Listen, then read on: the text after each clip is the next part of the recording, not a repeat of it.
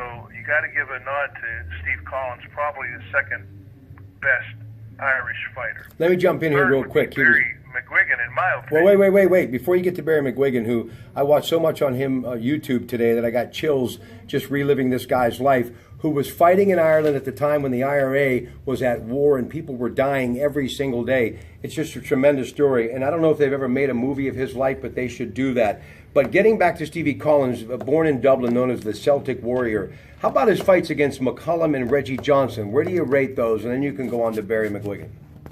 Well, where do I rate the actual fight? Yeah. I mean, how good of fights were they? I don't know. Hard for me to do that, Rob. I've seen 20,000 fights or more in my life, so there were a lot of great ones in there. I don't remember too much about the Johnson fight. The McCallum fight, Mike McCallum was known as the body snatcher, if you'll remember. Right. He was a tremendous body puncher, and he gave Collins all he wanted in that respect. But, I would have to say that my remembrance of the fight is dim at best, but what I remember of it was an all-out war as long as it lasted. All right, move up to Barry McGuigan now. More than a boxer, a sportsman, WBA featherweight champion of the world.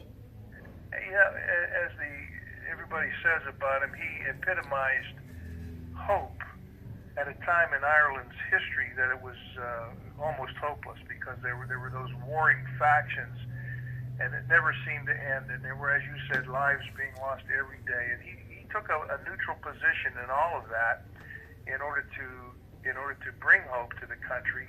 And you may remember that he wore the United Nations flag on his boxing trunks to try to signify neutrality and peace and hope. He was a great one. He's around today. He's managing Frampton, I think, as a matter of fact. Obviously, he's long past his boxing days, but, man, he was a great one. He put on the show every time he fought. All right, up next, Wayne McCullough, silver medalist, 1992 Olympics, won the WBC Bantamweight title in 95. Then Mike McTeague, who was born in County Clare. He moved to the States at 21. He held the light heavyweight title twice.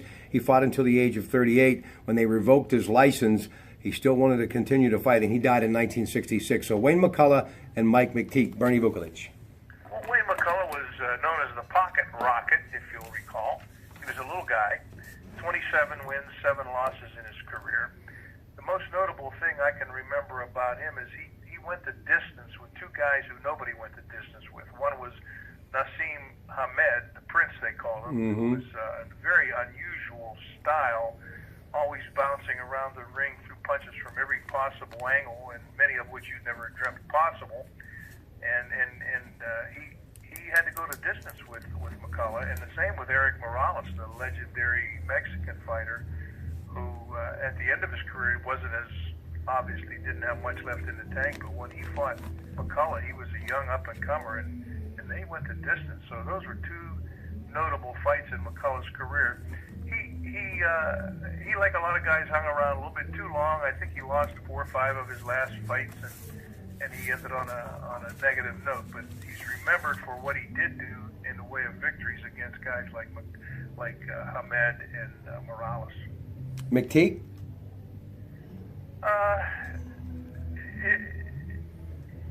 He didn't hold the title very long. I think he won in 1923, beat a guy named Battling Siki. Right.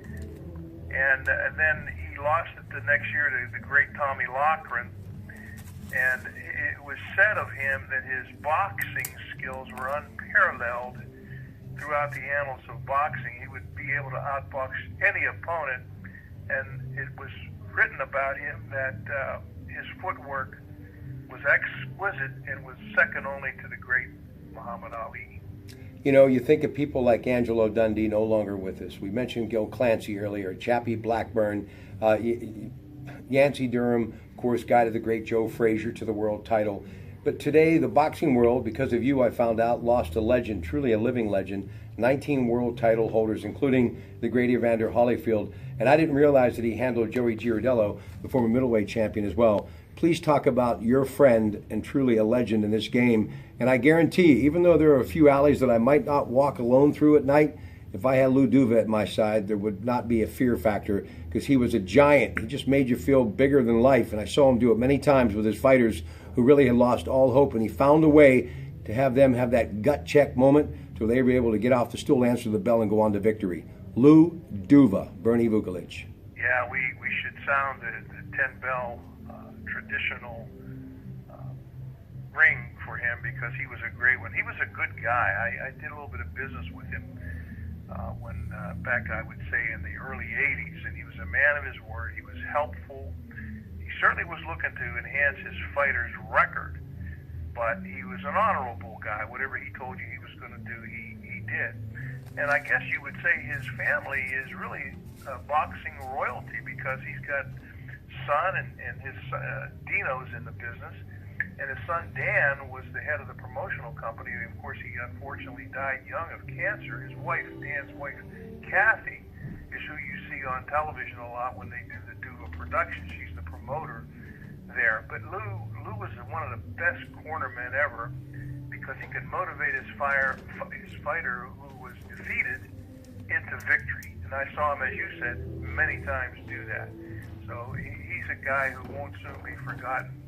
And he had, of course, beside him, he had the great Georgie Benton, the Philadelphia fighter, who really never got a shot at the middleweight title. And Georgie was a trainer for years and years and years, and also was an acquaintance of mine. But yeah, Lou Duva, 19 world champions, Rob, he trained and he managed. 19. All right. I don't know anybody who's come close to that. And his first champion was Giardello, and I want to say that was in 1963. It might have been a year earlier, but it was 1963, and Joey Giardello, real name Carmine Tellelli, fought out of Philadelphia, and he came to fight, and that was his manager and his trainer, Lou Duva. And of course, 30 years later, he managed Evander Holyfield to the heavyweight title. So between those two bookends, he had a lot of guys become world champions, and that was in an era when you didn't have 4 or 5 sanctioning bodies like you do today. So when a guy became world champion, he was world champion. All right, and that was Lou Duva. Listen, last thing, a lot of fights to promote. I just want you to take a couple of them if you can. We're kind of getting up against it as far as time is concerned. Bernie Vukovic, fight promoter, AT&T Sports Line. We are at Casa de Emmanuel. Rooney's, Jameson, that's a great pair, ladies and gentlemen, for St. Patrick's Day. Don't forget Uber, grab a cab, get a designated driver. They've got a big party planned here. Come on down to the historic Mulberry Street and enjoy. But Clarissa Shields is going to be fighting. She's a female. She's obviously a champion, middleweight champion. That's why she is the main event. Showtime coming up Friday night. First time this has ever happened. Talk about the significance of this. Congratulations to her and her opponent for giving the women the spotlight after years of sweat equity, and definitely deserving of it. And then maybe just 2 or 3 other fights that are up and coming either on Showtime or HBO, and we'll say goodnight. Go ahead, Bernie. Clarissa Shields, Olympic champion, comes from an underprivileged background, made a lot out of her life. The significance of this fight, though, Rob, is that she is a female, and she's the first female ever to headline a major boxing show on national television. She's going to be on Showtime Friday night, March the 10th. The other fight that I would look forward to seeing would probably be Golovkin, Daniel Jacobs. Daniel Jacobs has a real chance against Golovkin because he can punch. Whether he'll win or not is another issue. That's a pay-per-view on March the 18th. And then my favorite fighter of this day is a kid named Chocolatito Gonzalez. You've heard me talk about him. Oh, I know. You love that kid. He's on that pay-per-view March the 18th. Frankly, he's worth the money itself because he is such a skilled boxer, puncher, great defensive fighter. Had a tough go of it his last fight, but he gave up weight.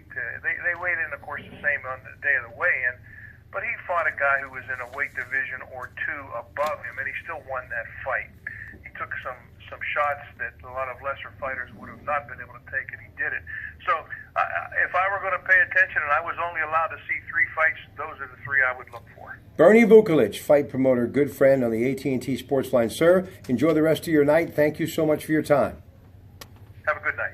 Hey, folks, thanks so much for joining us from Casa de Emmanuel. The pasta is prime, the entertainment every Wednesday night, and the companionship doesn't get much better. Good night from East Liverpool, Ohio.